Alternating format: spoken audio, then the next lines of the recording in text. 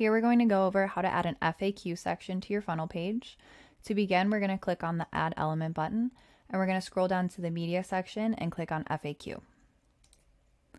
On the left-hand side, you can change your element name and title by typing that in this box here.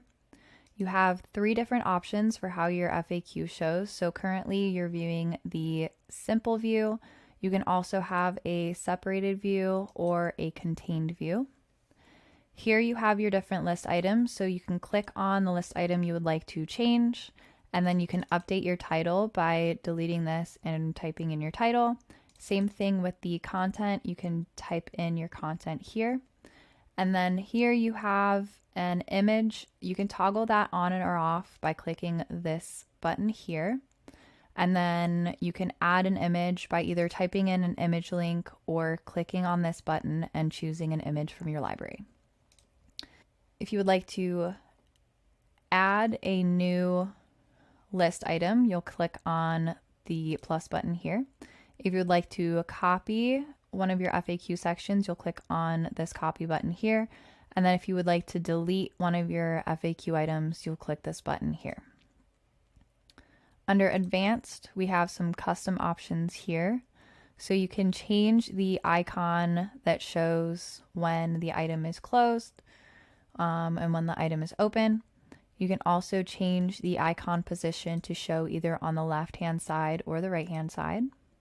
You can change the line height by toggling this up and down. You can also type in a number here. And then you have these that you can toggle on and off, so you can expand multiple items at the same time. You can expand and collapse all, keep the first content open on load, and then you can also show image as a pop-up on your click by toggling these on and off. Under color options, you have a variety of different color options here. So the title text color when it is open, the title background color when it is open. So all of these you can click, select a color or add a custom color.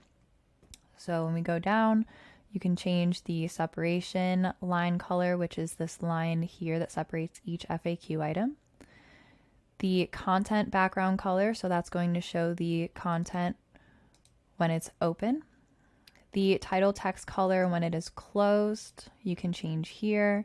The title background color when it is closed, you can change here. The expand and collapse all button text color, you can change here. Expand, collapse all button border color here. Expand and collapse all button background color, and then link text color. Under font options, you can select the title font family and the content font family by selecting this and then choosing from a font that's most commonly used. You can also select here and then select a font from the variety of Google fonts here.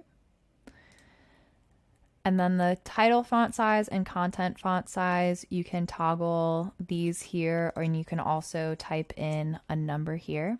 To change the mobile font size, you'll click here. It'll show the mobile view, and then you can do the same thing. You can toggle these up and down, and you can also type a number in the box. We'll go back to desktop. Under spacing options, you can change the padding on the left, right, top, or bottom by toggling these up and down.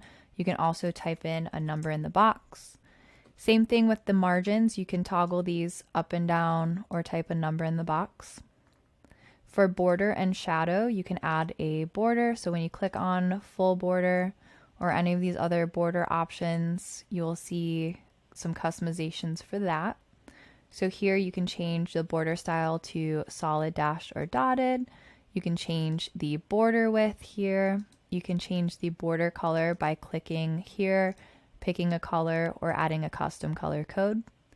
You can change the border radius here, so that's going to round the corners of the FAQ box. You can have the radius edge show on all edges, the top edges only, or the bottom edges only. And then you can also add a drop shadow or inner shadow. You can toggle the desktop and mobile views on or off by clicking on these buttons. And then you can enter a class name here And then if you want to copy this FAQ section and use it elsewhere, just click on this button.